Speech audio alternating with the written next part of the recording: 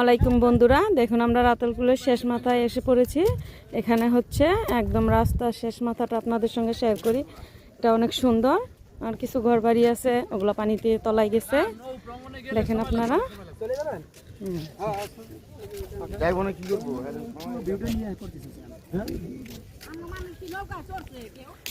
এই যে শেষ মাথায় যে একজন নদীতে গোসল করছে, ওনাকে দেখাই।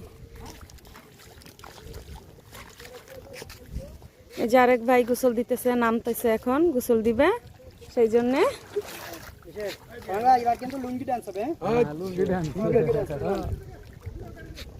দেখেন ওয়েদারটা অনেক সুন্দর। এটা হচ্ছে শেষ মাথাটা, এই যে পানি উঠে গেছে, আমাদের দেখাচ্ছি। আসলাম ঢাকা থেকে সিলেট রাতারপুলে।